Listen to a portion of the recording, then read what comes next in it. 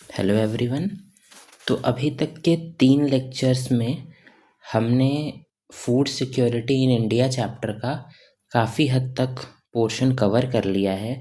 हमने देख लिया था, बफर स्टॉक अच्छे से समझ लिया था, minimum support price, issue price, ये सारी चीज़ें हमने पढ़ ली थी। पब्लिक डिस्ट्रीब्यूशन सिस्टम कैसे वर्क करता है, ये सारी चीज़ें हमने समझ ली थी।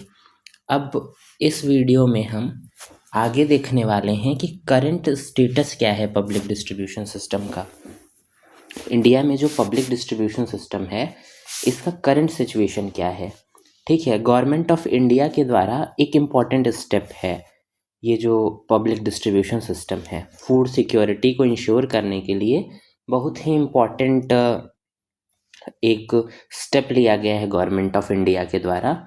तो स्टार्टिंग में क्या था, ये जो पब्लिक डिस्ट्रीब्यूशन सिस्टम की कवरेज थी वो यूनिवर्सल थी, किसी में कोई डिस्क्रिमिनेशन नहीं किया जा सकता था। ठीक, पुअर या फिर नॉन पुअर सभी को equal amount of grains distribute किया जाता था इस सिस्टम से।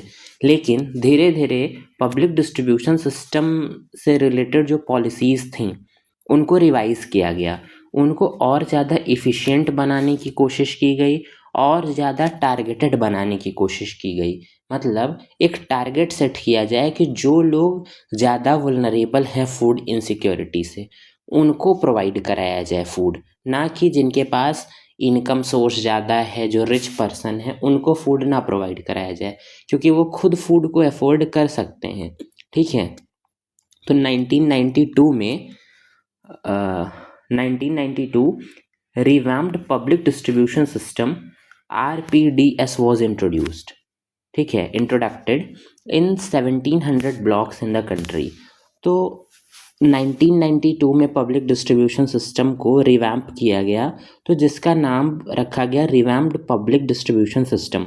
लगभग 1700 ब्लॉक में इसको इंट्रोड्यूस किया गया और टारगेट क्या था कि रिमोट और बैकवर्ड एरियाज़ जो कंट्री में हैं वहाँ पे पब्लिक डिस्ट्रीब्यूशन सिस्टम का बेनिफिट प्रोवाइड किया जाए। फिर जून 1997 में टारगेटेड पब्लिक डिस्ट्रीब्यूशन सिस्टम का एक अटेम्प्ट किया गया, जिसमें कि मेन क्या था, पुअर इन ऑल एरियाज़ को टारगेट करना। मेन एम या मेन गोल जो उनका था वो पुअर को टारगेट करना था।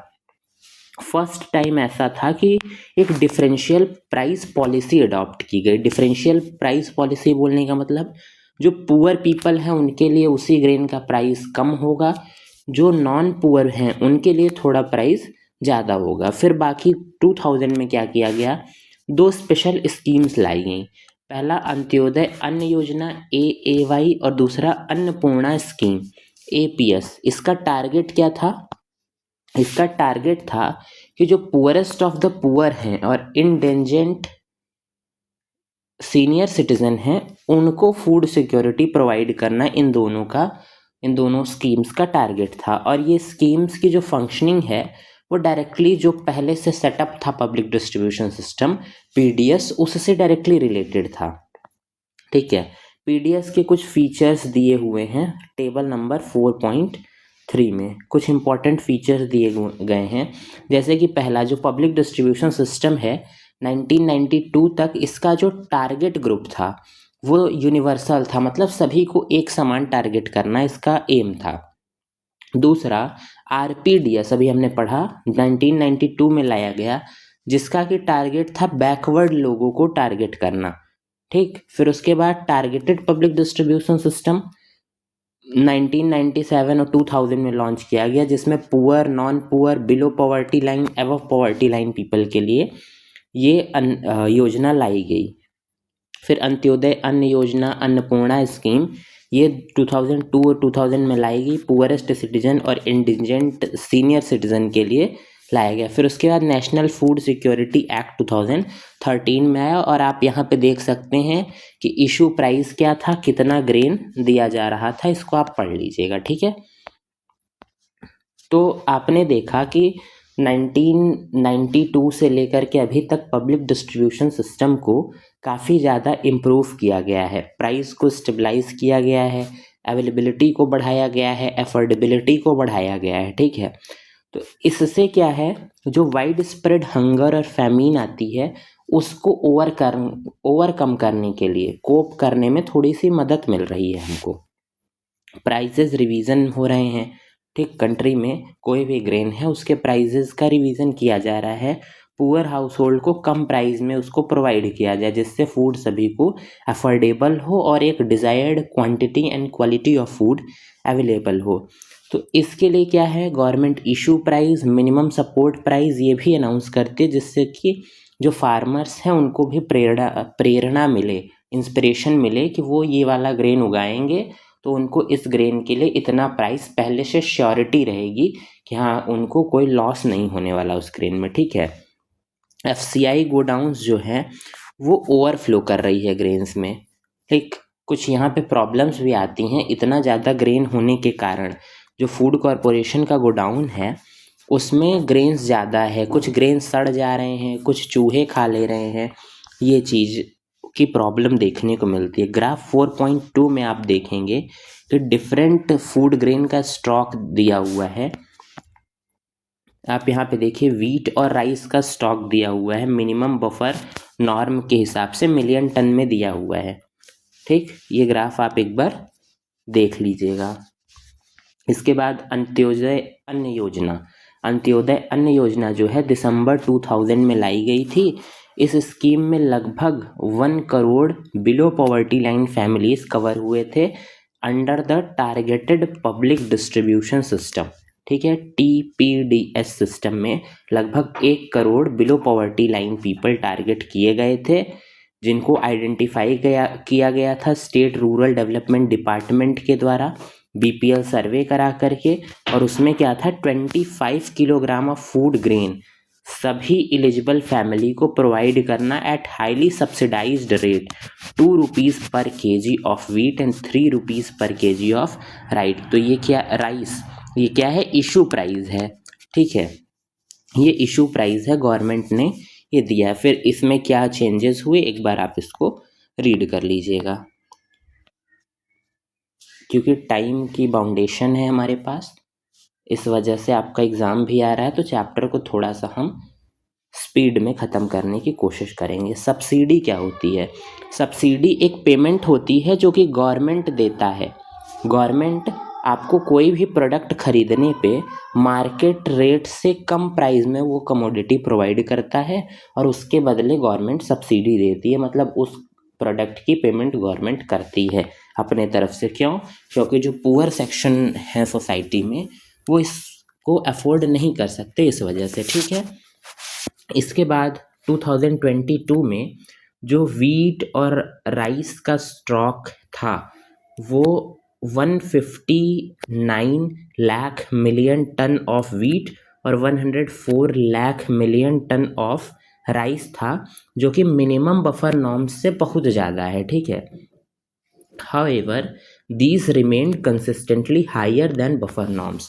तो हमेशा से जो बफर नॉर्म सेट किया गया कि हाँ कम से कम मिनिमम इतना तो बफर स्टॉक होना ही चाहिए, उससे कहीं ज़्यादा हमारे पास वीट और राइस जो है 2022 का डेटा यहाँ पे दिया हुआ है उसमें स्टोर है, ठीक। ये सिचुएशन इम्प्रूव कैसे हुई है, अलग अलग स्कीम जो गवर्नमेंट ने लॉन्च की है उस स्कीम के तहत ये सारी चीज़ें इम्प्रूव हुई हैं। जनरल कंसेंसस क्या कहता है कि higher level of buffer stock of food grain is very undesirable and can be wasteful. तो स्टॉक तो हमारे पास बहुत ज़्यादा है, मतलब मिनिमम जितना होना चाहिए उससे बहुत ज़्यादा है, बट ये जो हायर फूड स्टॉक है इससे क्या होगा, अनडिज़ायरेबल वेस्टफुलनेस होगी। जो भी ग्रेन्स हैं हो सकता है कुछ सड़ जाए, कुछ चूहे खा लें, वो ख़राब हो जाए, तो ये भी एक प्रॉब्लम हमको देखने को मिलती है। तो इससे क्या हो सकता है, मैसिव फूड स्टॉक से हाई कैरिंग कॉस्ट हो सकता है, मतलब फूड ज़्यादा है तो उसको कैरी करने का कॉस्ट भी ज़्यादा रहेगा, उसको स्टोर करने का कॉस्ट ज़्यादा हो जाए। कुछ ऐसे प्रोडक्ट्स होते हैं जिनको फ्रीज़ करना पड़ता है, उसमें भी प्रॉब्लम होगी। साथ साथ मिनिमम सपोर्ट प्राइस को कुछ साल के लिए फ्रीज कर दिया जाता है। फॉर एग्जांपल एक MSP अनाउंस कर दिया गवर्नमेंट ने तो 2-3 साल तक उसको फ्रीज कर दिया जाता है कि अब इस ग्रेन को हम इतने में ही हर साल खरीदेंगे। तो ये भी एक प्रॉब्लम देखने को मिलती है। अगर एमएसपी बढ़ता है तो फार्मर्स को फ़ायदा होगा, इशू प्राइस बढ़ता है तो जो पुअर सेक्शन है उनको प्रॉब्लम क्रिएट होगी। इशू प्राइस कम होता है तो पुअर बेनिफिट होंगे, मिनिमम सपोर्ट प्राइस अगर बढ़ता है तो फार्मर्स को बेनिफिट होगा। तो सबसे ज़्यादा प्रोडक्शन पंजाब, हरियाणा, इन सभी स्टेट में हमको देखने को मिलती है फूड ग्रेन्स। और ज़्यादातर ऐसा नहीं है कि पंजाब हरियाणा में सभी लोग, कुछ वेल्दी फार्मर्स हैं, कुछ प्रॉस्परस फार्मर्स हैं और रीजन्स हैं जहाँ पे ये प्रोडक्शन कंसंट्रेटेड है, वेल्थ कंसंट्रेटेड है। जैसे कि पंजाब, हरियाणा, वेस्टर्न उत्तर प्रदेश, आंध्र प्रदेश और थोड़ा बहुत वेस्ट बंगाल की हम बात करें तो मेनली 2 क्रॉप्स हैं, वीट और राइट। इनके मिनिमम सपोर्ट प्राइस में इंक्रीज होने की वजह से पर्टिकुलरली इन सरप्लस स्टेट्स में देखने को मिला है कि प्रोडक्शन फ्रॉम कोर्स ग्रेन जो है, जो कोर्स ग्रेन का प्रोडक्शन होता था, मोटे अनाज जैसे कि ज्वार, बाजरा, इन सब के प्रोडक्शन को लोग रोक करके बाकी राइस और वीट के प्रोडक्शन में लग गए, क्योंकि मिनिमम सपोर्ट प्राइस इनके लिए ज़्यादा मिल रहा है। ठीक है, राइस क्या है? राइस एक वाटर इंटेंसिव क्रॉप है, water resource, ground water resource को बहुत ज़्यादा कंज्यूम करती है। तो इससे क्या होता है, इन्वायरमेंटल डिग्रेडेशन भी हमको देखने को मिलता है। साथ साथ जो वाटर टेबल है हमारे अर्थ का, वो भी डिक्लाइन होता है। एग्रीकल्चरल डेवलपमेंट की सस्टेनेबिलिटी में अफेक्ट पड़ता है, उसको खतरा हो जाता है। तो ये सारी प्रॉब्लम भी आती हैं। ठीक है, इसके बाद ये थोड़ा बहुत कुछ डेटा दिया हुआ है, इस डेटा को आप रीड कर लेंगे। बस आपको याद नहीं करना है, केवल एक बार आइडिया ले लीजिए कि हाँ इस ईयर में क्या प्रोडक्शन था, क्या एमएसपी था, कितना प्राइस इंक्रीज या डिक्रीज हुआ है। अब हम आते हैं कोऑपरेटिव्स के रोल को देखते हैं। फूड सिक्योरिटी में कोऑपरेटिव्स का क्या रोल है?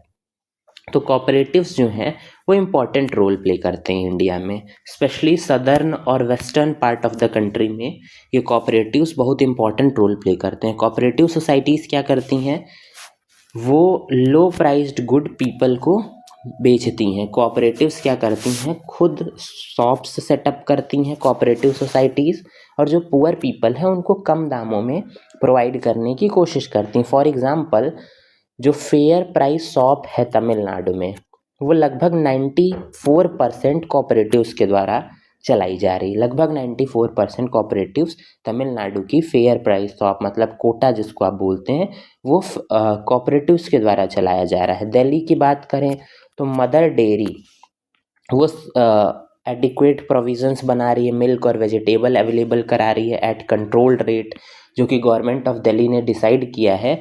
उस कंट्रोल्ड रेट पे ये मदर डेयरी वहाँ पे प्रोवाइड करने का काम कर रही है। दूसरा, अमूल एक एग्जाम्पल है कोऑपरेटिव का, ठीक, जो कि मिल्क और मिल्क प्रोडक्ट गुजरात में सप्लाई कर रहा है। वैसे अब तो अमूल हर जगह ही सप्लाई कर रहा है। तो इससे क्या है, वाइट रिवॉल्यूशन भी कंट्री में देखने को मिलता है। और भी एग्जाम्पल हैं डिफरेंट पार्ट ऑफ कंट्री में जहाँ पे कोऑपरेटिव्स क्या कर रहे हैं, लो प्राइस में लोगों को प्रोवाइड कर रहे हैं। जैसे अमूल बटर, मिल्क, ये सब प्रोवाइड करने का काम कर रहा है बहुत ही कम रेट्स में। वैसे ही देखा जाए तो महाराष्ट्र में academy of development science, ADS, इसने एनजीओज का एक फैसिलिटेटेड नेटवर्क सेटअप किया है, ग्रेन बैंक बनाया है जहाँ पे ग्रेन को स्टोर किया जाता है। ये एकेडमी ऑफ डेवलपमेंट साइंस क्या करता है, training and capacity building programme को ऑर्गेनाइज करता है। फूड सिक्योरिटी से रिलेटेड ट्रेनिंग और कैपेसिटी बिल्डिंग प्रोग्राम को ऑर्गेनाइज करता है, एनजीओज को ट्रेन करता है जिससे वो ग्रेन के स्टॉक को मैनेज कर सके, साथ साथ लोगों को वो स्टॉक पहुंचा सके। तो ये जो ग्रेन बैंक का कॉन्सेप्ट इंट्रोड्यूस किया गया है एकेडमी ऑफ डेवलपमेंट साइंस के द्वारा, ये धीरे धीरे महाराष्ट्र में फैल रहा है।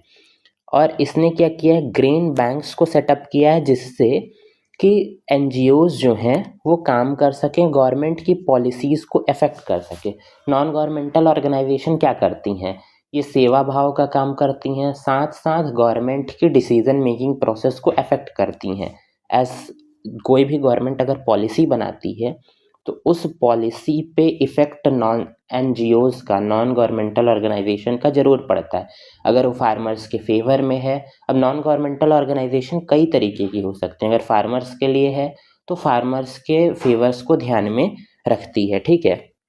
ADS grain bank programme is acknowledged as successful and innovative food security intervention. तो यहाँ पे चैप्टर आपका ख़त्म होता है। ये समरी है, एक बार चैप्टर की समरी आप रीड कर लीजिए। जो भी एक्सरसाइज में क्वेश्चन दिए हैं आप प्रैक्टिस कर लीजिए। इसके बाद इस चैप्टर में आपको कोई भी प्रॉब्लम होती है तो आप हमको मैसेज करके पूछ सकते हैं, ठीक है। इसके बाद नेक्स्ट चैप्टर में हम नेक्स्ट वीडियो में हम कुछ मैप वर्क डिस्कस करेंगे।